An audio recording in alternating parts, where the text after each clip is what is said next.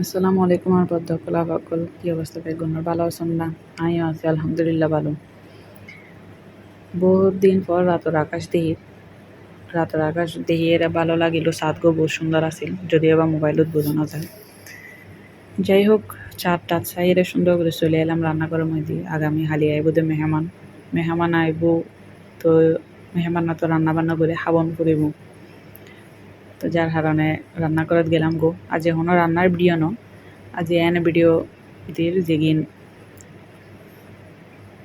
সচরাচর তো সবসময় রান্নার ভিডিও দিই। আজ এই দিদি কী রান্না করছি, মানে হয় আইটেম রান্না করছি। আইব তো আগামী হালে মেহমান, তো কি হারণ আয় আজি গড়ে ফেলে দিয়ে হারণ লোদে বোধ কেন আছে না, মেহমান এলি শুধুই রান্না করে থাকে, আলাপ আলোচনা নকরে, একটু গল্প সল্প নকরে, তো আর তো নিয়ে ভালো লাগে। আমি চেষ্টা করে দিই একদিন আগে রান্না বান্না করে ফেলালি, অন্তত পক্ষে মেহমান যেদিন আইব মেহমানের একটু টাইম দেওয়া যায়, বা আরও আনুষঙ্গিক কিছু হাম থাকে নকরণ যায়। তো এক পর্যায়ে ইন্দি রান্না বান্না শুরু হইতে করে দিলাম, দেখতে লাগুন ইন্দি রুই মাছ রান্না করে ফেলাম। রুই মাছ রান্না করবার আগদি মুসলমানত মানে দুরুচুর রান্না করে ফেলাই, এরপর গরু গোস্ত রান্না করে মানে দি ফেলাইলাম চুলত।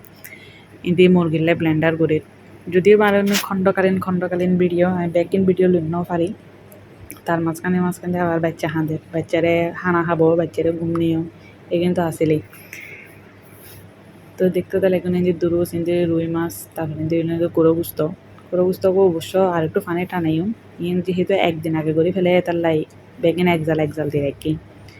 তো ওনারা হনে আর মতো ইলের গড়ি রাখুন আরও হইন এবার অবশ্য আগামী হালিয়ে ন, এবার আজ রাতের বাতের হইবে, আজ রাতেও মেহমান আইব, যার কারণে গড়ি রাখিলাম দিয়ে ভাত। এবার তো বাড়াল ইলে বুনো করে ফেলাইলাম। তো ওনারা হনে আর মতো ইলে ঘরে আরা জানাবেন।